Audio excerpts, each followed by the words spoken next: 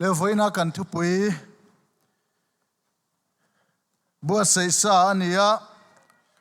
WI day chun thu pui choi moila ani na choi sang che lalmuan kimi zia ani le aziak toy kim chang khop mai arun fun toy thiam ang ren khop mai ei mai khalle achan vea arun zo fel veka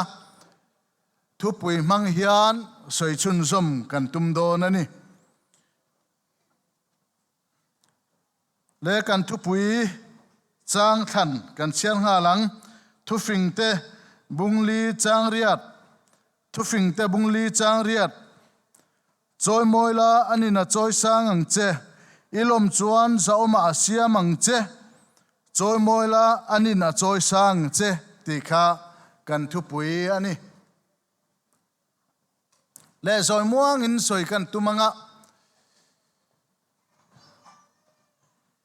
a Bible commentary roi ka dua fangin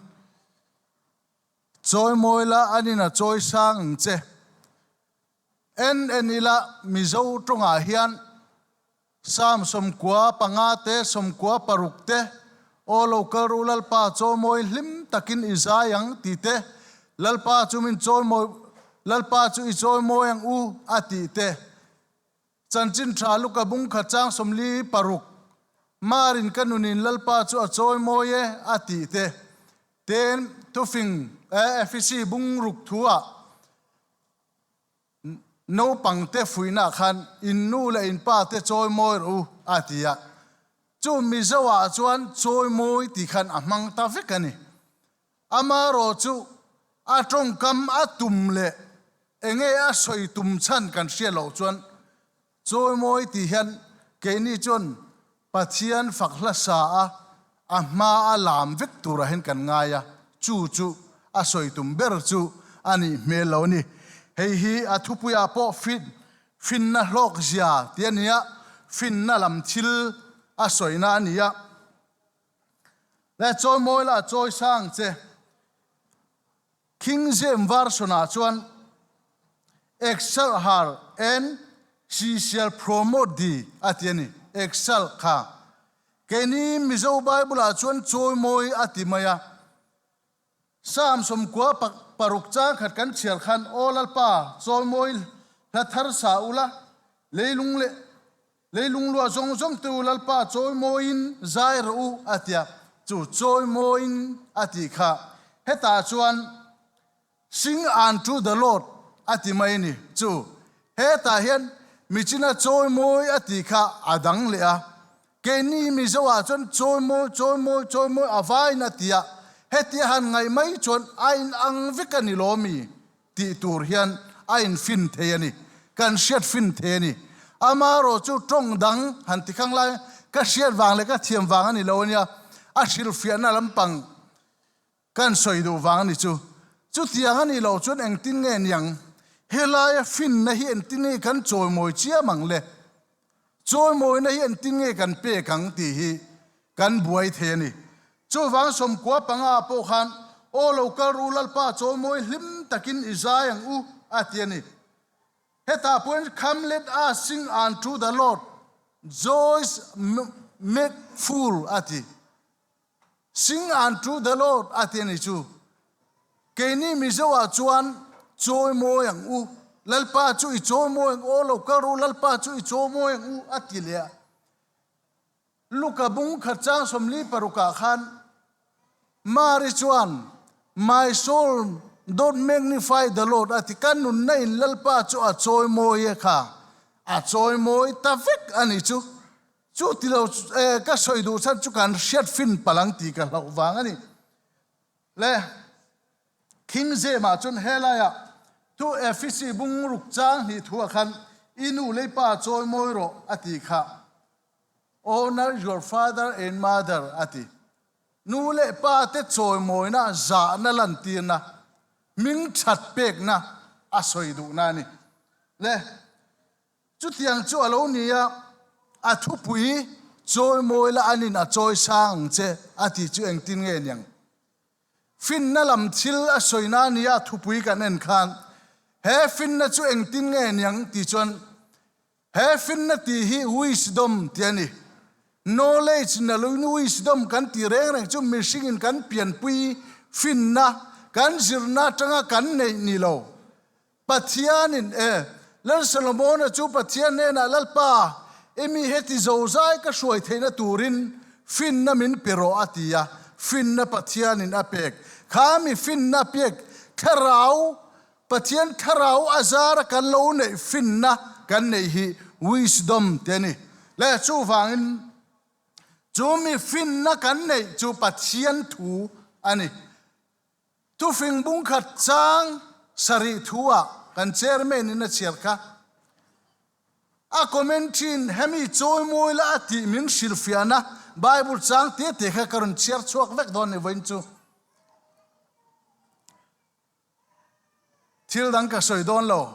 karon silfia don lo a commentin a silfiana bible chang te te kha helaya choi moi ati hi enge omzia ti kha kan shet thiam theina na chu wang fin na kan ti chu tu fing bung kha chang saria lalpa ti chu fin na bul ani kha lalpa kan ti chuan lalpa mi anglo kan ngai te po min lalpa ati chuan fin na nei chu lalpa thu chu kan ta na fin na te fel na te chiang lim na te siam ani tiang khan lalpa ti chu fin na bul ani atiani chu wangin he fin na hi kan va choi moi chiam don em mi ti la ani lo pathian thu ke mani om pathian in min pek min kol tir hi pathian thu hi ke mani kan zoma ke mani kan upata kan za a thu pek a ke kan pe na kan kalpui hi choi moi ti om zia soi na chuni no pang tu kan tia in nu len pa te choi moi ru kan ti hian nu le pa te ma an valamin an vasai chuang lo chu choi moi om zia chu mo nu le pa te thu an zoma nu le pa te ming ti liao lo nu le pa te thu an oi chuan anu le pa te a choi moi le me kan ti chin ani chu wangin het ni choi moi kan ti om zia hi kan ron soi bible chang main a silfia na kan chiar don ni tu fing bung kha chang riat thu chang sari chu kan chiar to ka fapa ipa zirti na chu ngai thala inu zirti na chu hoisan chu ilu tan pa chimoi tak ang ani anga ati ipa zirti na inu zirti na hoisan chu kha zirti na pathian thu ina fin na min pek ma min zirti na chu hoisan chu chu choi moi ania chu ti chuan a choi sang che ti chu ilu atan par chi aniang ti kha a choi sang che ti khan aron thil fiale ngal ni chu adang soi chiam ka tum lo nia bible chang te te karan chiarang bung ni chang khata tanga chang ruk thu khan aron thil fiale ngala ka fapa ka thu hi idona ka thu pek te i khol khom chuan finna a beng i chit chuan chang lia lalpa tina chang ilo sianga lalpa pathian sian na chu i char chuakang kha ka fapa lalpa thu pek izom chuan lalpa tina chang ilo sianga ati kha khan aron silfia nga zel ni chu lalpa choi moila ti chu enge ti om zia kharon silfia nga zel bung thum chang kha chang nia ka fapa ka dan thu chu thei hil sula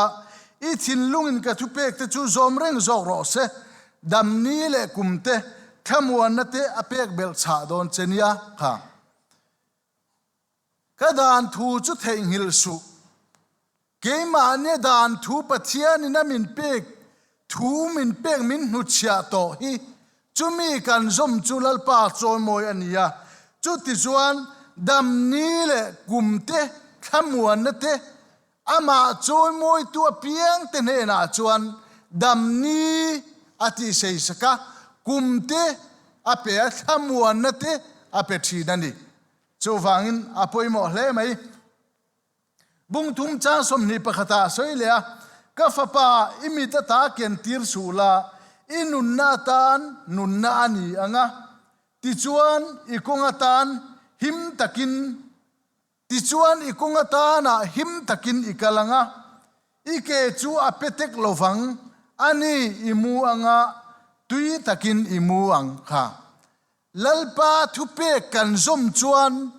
he thu kan oi chuan ama kan choi moi alo ni reng me chumi kan choi moi na na chuan ikonga ipetek lovang atiani chuti chuan imu anga ilo muhil ang ati tui takamin mutir theitu po ama kan choi moi na hi ani ti kha alo lang chiang le bungli chang soma o ka fapa ka thungai thala pomro ti chuan idam chung kum alo tamang ati ha dam chung ni ti sei tu ta na lalpa kan choi moi a thu kan oi kan zom hi choi moi na pa tani bungli chang som nia ka fapa ka thungai thala ka thu soi hi ibeng doro imin mu ata chuatir lek sula i thin lunglai taka pairo chang som ni panya a mutu te tan nun na ania anti sa zong zong tan hrisel na ani chu a poimo hle mai pathian thu pathian in thu min pe ke mania kan zoma kan oi ama ti na ne na kan om kan oi chuan kan zom chuan choi moi kan lo ni maya chumi choi moi tu te chu nun na min khen tu alo ni le kan tak satana hrisel na khen tu alo ni le thu bungruk cha som nia ka fa pa ipa tu pek chu zom la inu zirti na chu hoisan chu i thin lunga thung reng la i ngonga orro i va velina hruayang chia kha i va velina hruayang chinga i mut hunin avengang chia i tho hunin abiang che heng kan chiara kan in bo sai tak tak chu e keima in o pathian thu hi avan mak tak em keima punaka o ingai lo